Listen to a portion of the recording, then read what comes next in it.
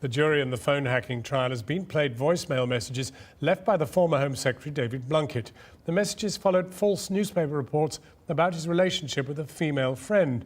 In one, Mr. Blunkett said that he hoped whoever had leaked information to the media would rot in hell. The prosecution claims the voicemails were illegally accessed on behalf of journalists at the News of the World.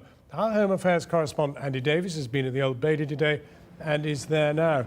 Andy, when were these messages from? Autumn 2005, when David Blunkett was Secretary of State for Work and Pensions.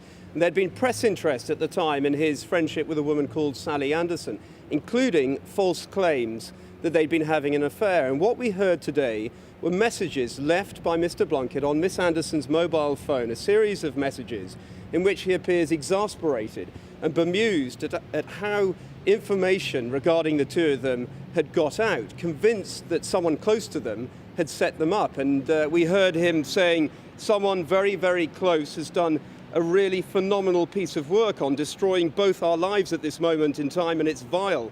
Whoever it is, I hope they rot in hell. He goes on to say, I don't know who's done this to us, but they're real bastards. They've done it for money and they've done it for themselves, and the world stinks.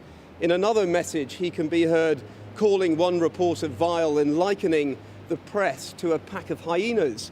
The hyenas are still trying to get me, but when I'm back, I will shed a little light and they will all run back into the jungle again.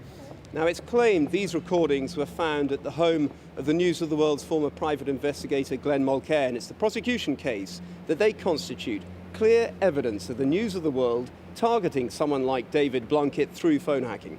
And we heard today from a former special advisor to Mr. Blunkett.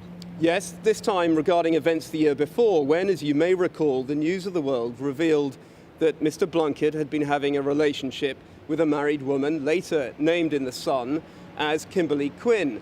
Now, the prosecution case is that the News of the World got this story through hacking Mrs. Quinn's voicemail, recordings of which, incidentally, we've been told, ended up in a lawyer's safe at News International.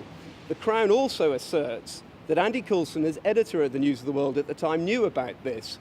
And today we heard from Hugh Evans, a former advisor to David Blunkett, who said that he confronted Andy Coulson just before this story broke and questioned him about his source for the story. I remember it well, he said. I remember the tone of Mr. Coulson's voice. It was flat, unequivocal. He was absolutely certain that the story was true and he was going to run it.